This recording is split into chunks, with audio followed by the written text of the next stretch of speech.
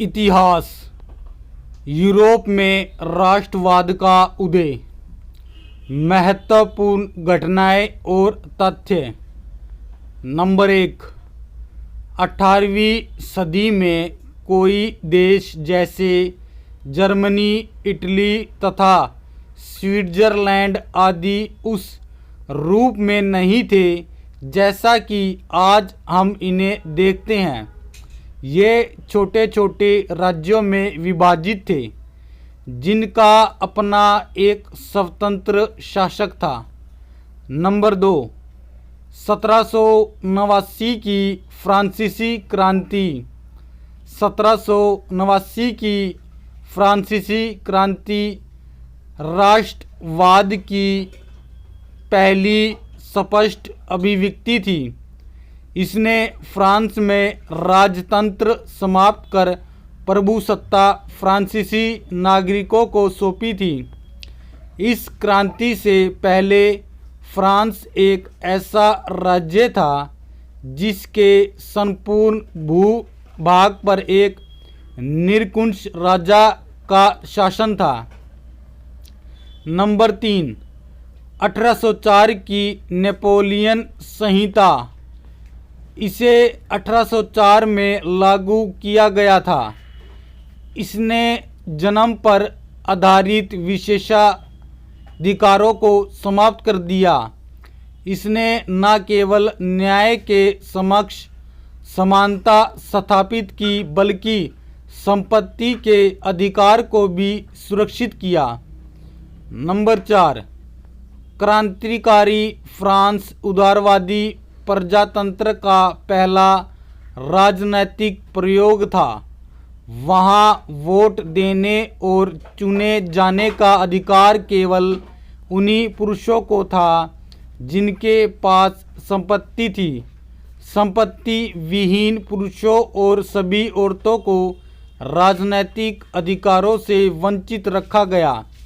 केवल थोड़े ही समय के लिए जैकोबिन शासक के समय सभी वयस्क पुरुषों को मताधिकार प्राप्त था, मगर नेपोलियन की संहिता पुनः समिति मताधिकार वापसी लाई और उसमें महिलाओं को अवयस्क दर्जा देते हुए उन्हें पिताओं और पतियों के अधीन कर दिया। Number 5, Vienna Congress.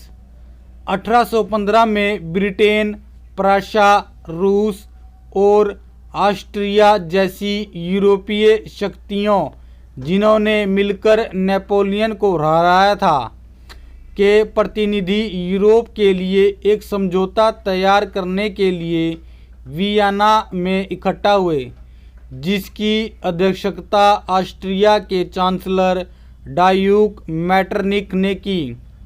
नंबर 6, वयास से हुए एक समारोह में प्रशा के राजा विलियम प्रथम को जनवरी 1871 में जर्मनी का सम्राट घोषित कर दिया।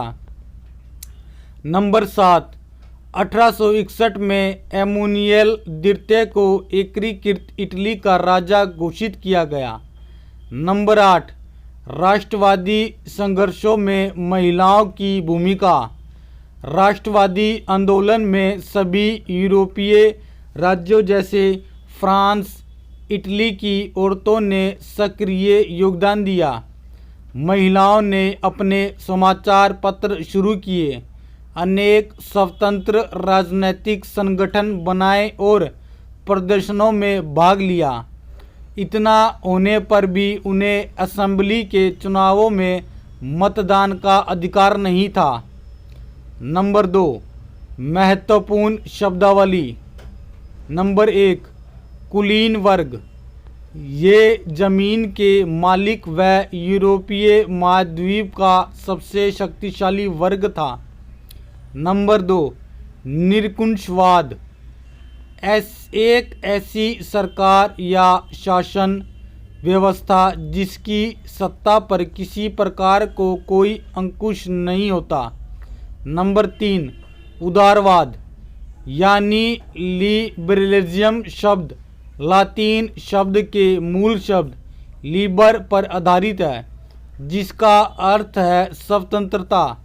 नए मध्यम वर्ग के लिए उदारवाद का अभिप्राय था व्यक्ति के लिए आज़ादी व कानून के समक्ष समानता। नंबर 4, जनमत संग्रह। एक प्रत्यक्ष मतदान जिसके द्वारा एक क्षेत्र की सारी जनता से किसी प्रस्ताव को स्वीकार या अस्वीकार करने के लिए पूछा जाता है। नंबर 5, रूढ़िवाद। एक ऐसा राजनीतिक दर्शन जो परंपरा स्थापित संस्थानों, पौराणिक परंपराओं और रिवाजों पर बल देता है। नंबर 6, यूटोपिया, कल्पना दर्श। एक ऐसा समाज की कल्पना जो इतना आदर्श है कि उसका साकार होना लगभग असंभव होता है। नंबर 7, रूमानीवाद।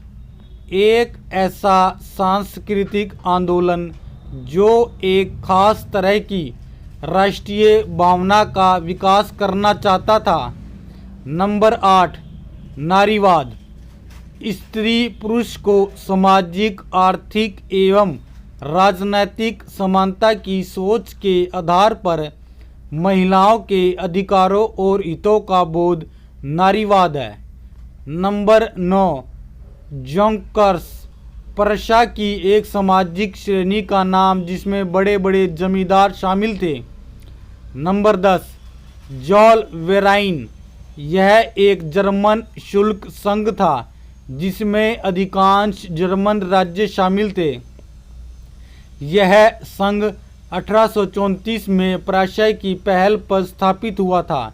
इसमें विभिन्न राज्यों के बीच शुल्क अवरोधों को समाप्त कर दिया गया और मुद्राओं की संख्या 2 कर दी, जो पहले 20 से भी अधिक थी। यह संघ जर्मनी के आर्थिक एकीकरण का प्रतीक था। महत्वपूर्ण 1, जियोसेppe मैत्सीनी, इटली का एक महान क्रांतिकारी जिसने यंग इटली नामक आंदोलन चलाया, जिसके फलस्वरूप इटली में एकीकरण की भावना को बल मिला। वह राजतंत्र के घोर विरोधी थे। नंबर 2, गैरिबाल्डी, इटली का महान क्रांतिकारी जो मैत्सीनी का सहयोगी व समकालीन था।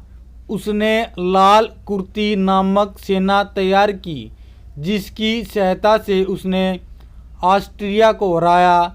उसने इटली की स्वतंत्रता के लिए कई आंदोलन किए। Number 3, Cavour. कावूर को इटली का बिस्मार्क माना जाता है। वह इटली के सार्डिनिया राज्य का प्रधानमंत्री था। उसने सर्वप्रथम अपने राज्य को इटली में मिलाने का कार्य किया। नंबर 4, बिस्मार्क जर्मनी के इतिहास में अद्वितीय स्थान प्राप्त है।